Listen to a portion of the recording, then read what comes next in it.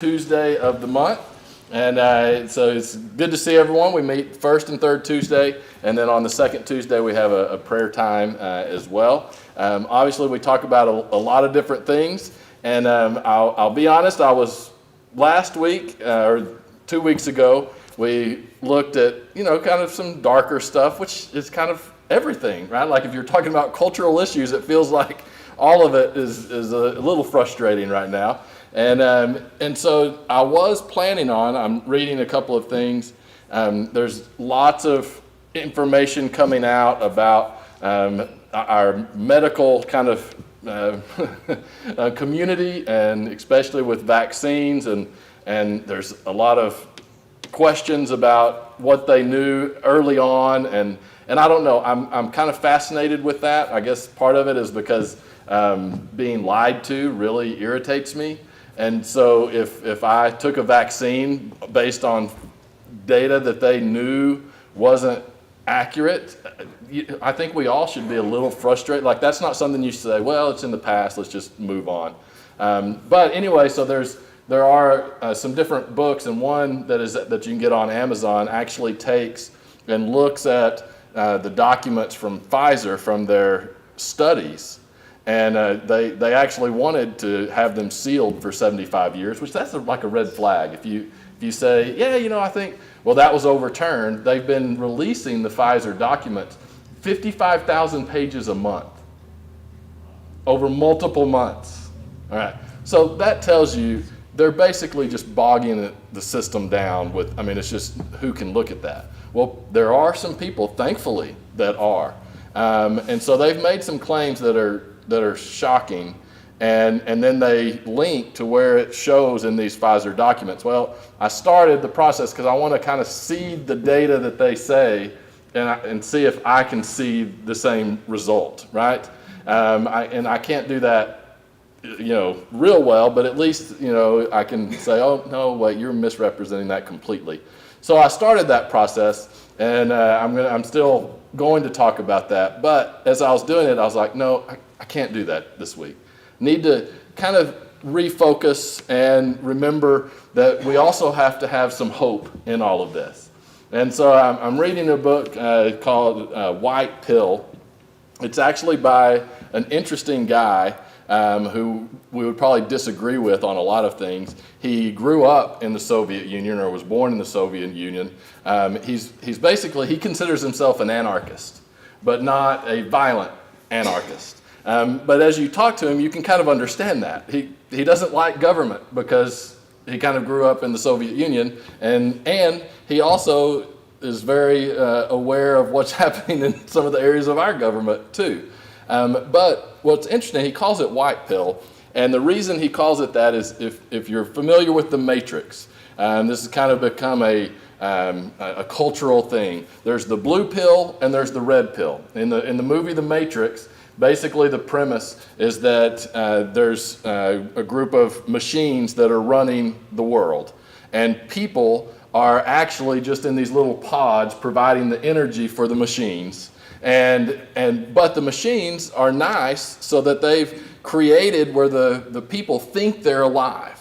So they're living life like we are, and they think that's the reality, but it's really not, right? And so if there's certain people that are starting to find out, and they're trying to wake people up to say, hey, you're not living in reality.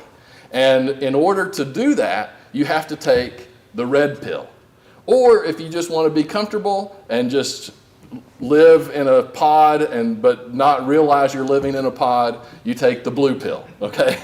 So it's actually depending on what side of the political aisle you're on, the red pill now has become that you're waking up to some of the stuff that's going on, that, wait, maybe our government doesn't care about us as much as we hope that it was, right? Maybe we are moving a little bit too fascist and communist and Marxist all mixed up in one, so taking the red pill is when people wake up to that, right? And so that's been there a while. Then there's starting to be, once you take the red pill, you realize, oh, this is tough, right? This is not a great situation. And so then you have two options from there. And this is kind of the premise of the book. You can take the black pill, which means now you're aware of everything, but you have no hope, and you're basically kind of nihilistic. Like, there's too much, we can't ever do anything, and you basically give up, right? You recognize the reality, but just kind of, it's over, it's done with, we're too far gone. That's the black pill. Obviously, you don't want to take the black pill. The author, who again considers himself an anarchist, he says we need to be taking the white pill after that, which means that we still have hope. And one of the things that he says is, and he gets critical of some conservative media that is too doom and gloom, because he's like, listen, this is not anywhere near what was going on in the Soviet Union. As bad as things are now, it's nowhere even close. And I started thinking about that, and he's exactly right. Now, the problem is we're starting to take some steps towards that, right? With censorship, just the government becoming all-powerful, starting to control all different levels, all of that stuff, not being able to trust your government, not being able to trust your neighbor. That was one of the horrible things in COVID that happened. And by the way, COVID is a catalyst of a lot of this stuff, right? That we saw the way the government started acting in COVID, it actually started encouraging citizens to inform on other citizens, right? That's a dangerous place to be. And he has some stories, I haven't finished the book, but he has some stories of what it was like to truly live in a true totalitarian state like the Soviet Union. And he said you literally didn't trust anyone, not even your spouse, not even your children. Like the state encouraged the children to turn in their parents if their parents were having conversations at home that went against the government. And the children would be lauded as heroes, right? I mean, and he said, I've read a few other people that say, for those of us who have had freedom, we really just can't comprehend what it is like to be in a true totalitarian government. Which is why we need to take the white pill and fight against moving in that direction, right? But we can't get so frustrated because we actually still, like people are going to be able to listen to what I say today, right? And no one, I don't think anyone's going to walk through those doors and tell me to quit talking. Now, have there been people that have been censored, and has the government kind of started to get involved with that? Yes, but people are still overall able to get their voice out, even if it's contrary to what the government says. Now, it's getting harder and harder to know what is true, right? And so we need to be pushing back against it, but we've also got to step back and say, wait, we can still defeat this. And so with that on my thought process, there's a book called The 5,000-Year Leap. It's definitely worth reading. It talks about the founding principles, the main principles that our founding fathers believed in that led to the founding of this country, that basically caused a 5,000-year advancement in society. That things had been basically the same, governments very similar, but then you had something new that happened, and it's changed the world, right? And as you read some of that, and you read some of these principles, even back in the 1700s, the late 1700s, when they came together, did the Declaration in 1776, and then the Constitution in 1787, they were still battling some of the basic ideas that we battle today. The ideas of collectivism, we would consider that leftist thought. They were battling that. They were battling the idea of a big government, of a government that takes care of you. And so I started in that book, there's a couple of things, and then there's some different quotes. And I just want to kind of throw that out just a little bit. Now, this is some basic history and understanding. This is used as an example. This wasn't used by the founding fathers, but to kind of try to explain how they viewed government is with this three-headed eagle. All right, and the first thing you have to know is the way that they viewed government by looking at just governments throughout history is they moved from the left, which was tyranny, right, to the far right, which is anarchy. So those are the two extremes, which we can see some of that in both extremes today, right? And so what they were shooting for is something in the middle, right? They did recognize that there had to be a government, but that was what all the argument, or most of the arguments, was about, was how much does the government do, right? And of course you had some that wanted it to do basically nothing, and others that wanted it to do a little bit more, right? They had major, in fact, Benjamin Franklin in 1787, he was old by this time, and so he was already kind of past his prime, but he was there, and they were arguing so much about trying to get the Constitution going that he stood up, and many consider him one of the least people of faith, at least faithful of the founding fathers.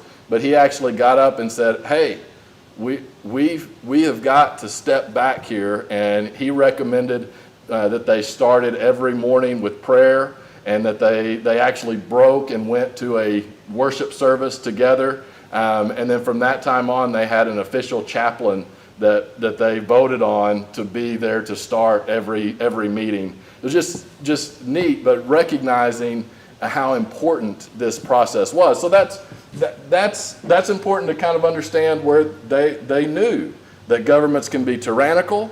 They knew that they could be anarchy, and neither of those are good for the people, because they want to do what's best for the people.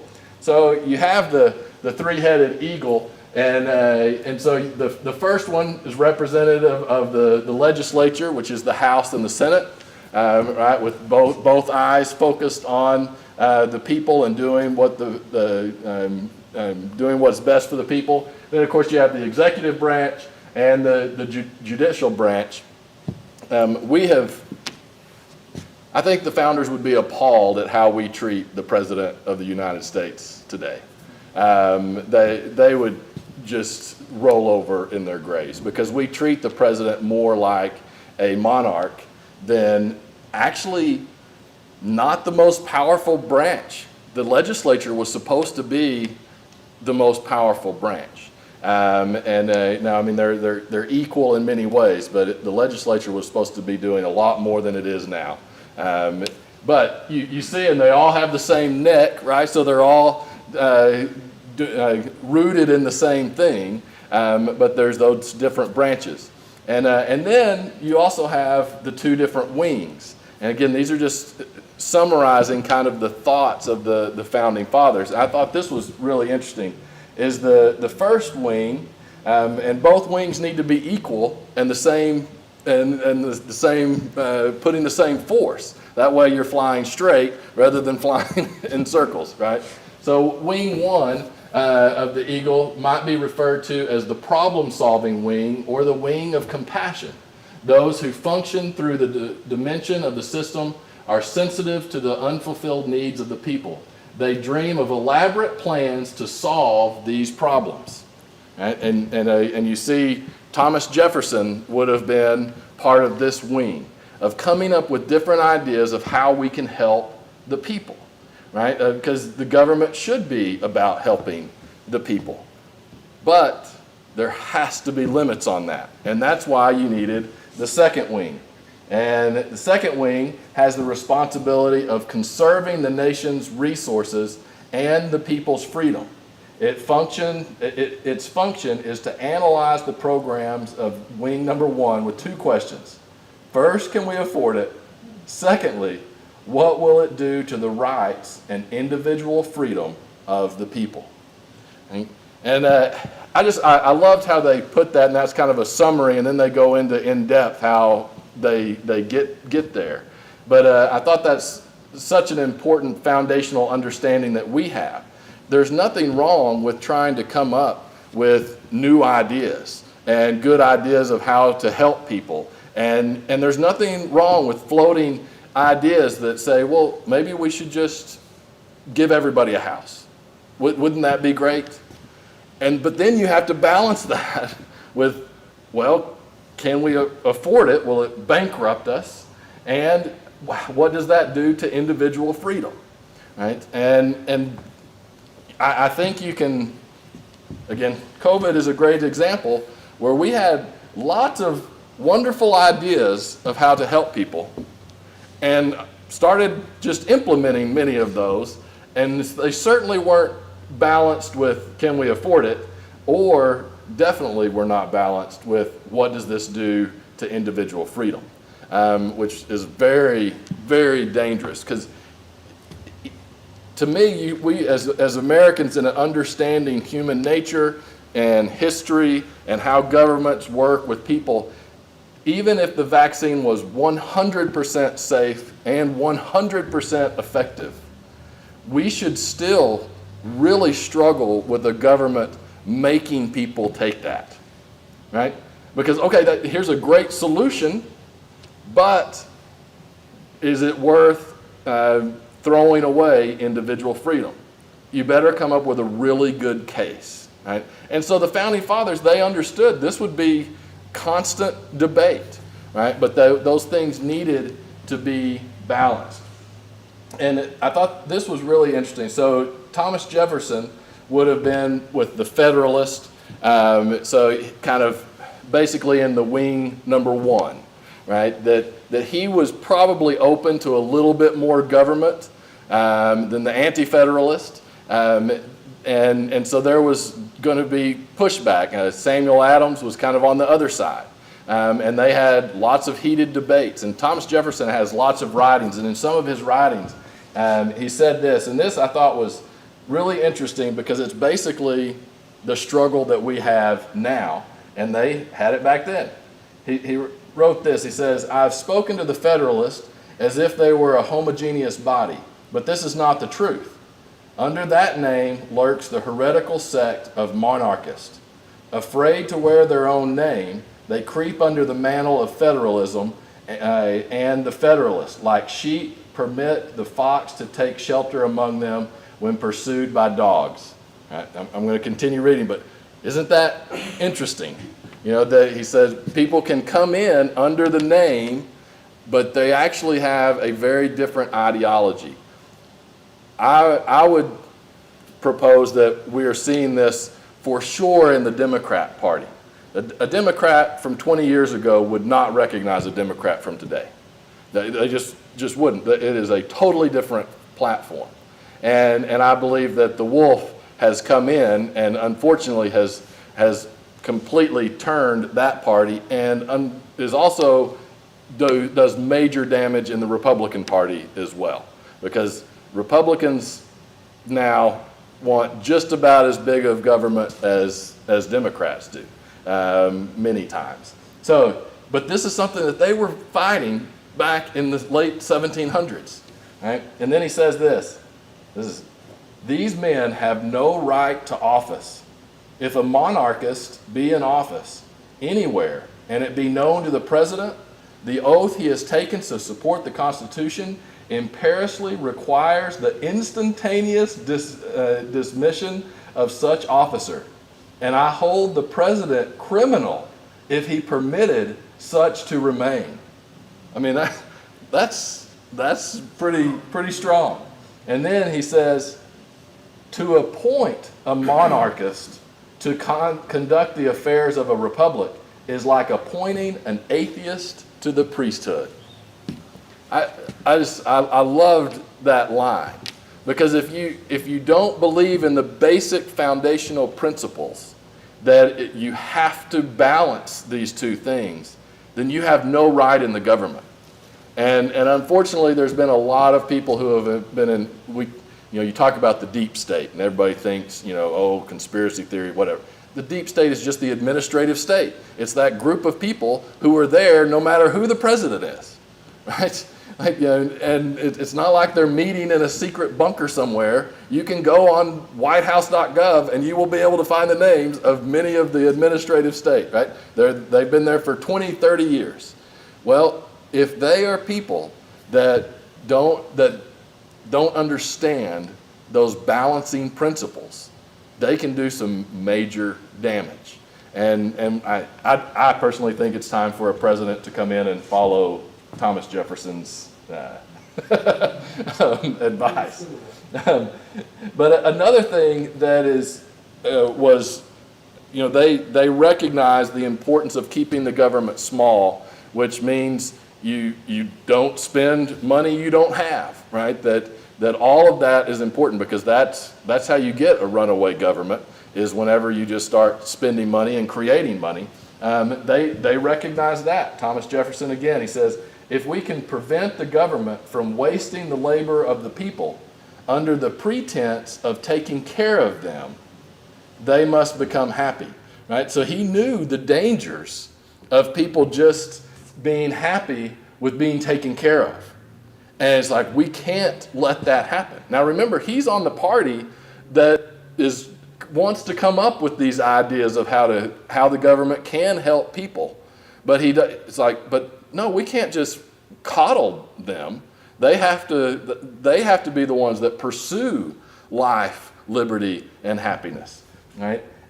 He also said this. He says, we shall all consider ourselves unauthorized to saddle posterity with our debts, and morally bound to pay them ourselves, and consequently within what may be deemed the period of a generation or the life expectancy of the majority. So he's saying basically, Congress, you can't pass anything that you can't pay for in your lifetime, right? You cannot leave this debt, from the government to the children, and how that was obviously something very important.